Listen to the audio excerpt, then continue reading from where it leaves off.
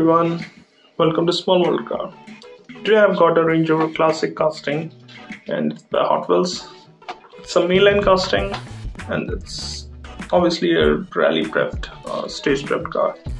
So let's look into it and see how does it look.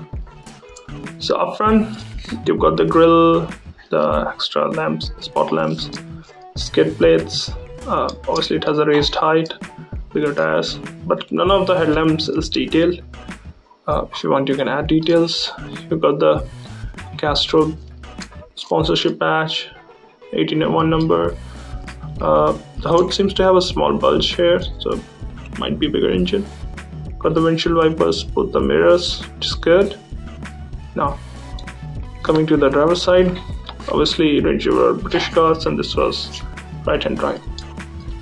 You can see on the side it doesn't have any glass or anything. It's just a two-door, so it was basically prepped for the rally, so it doesn't need the rear seats and stuff. You can see a small roof on the top, small sunroof. I don't know if the sunroof or a vent. There's a small opening on the top. Again, the sides, you can see the mud flaps here, so classic rally thing.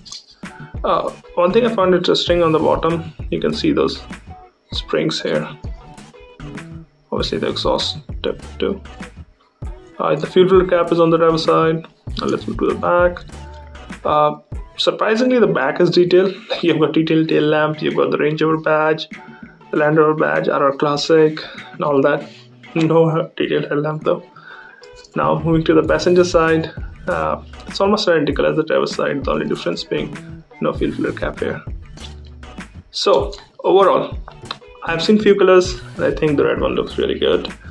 It's a nice casting, and I wish Hot Wheels does like a regular Range Rover Classic too, but I don't know. But for now, it looks really good. I'm a fan of British cars, so I had to have that. Well, these are my thoughts. Thanks for watching.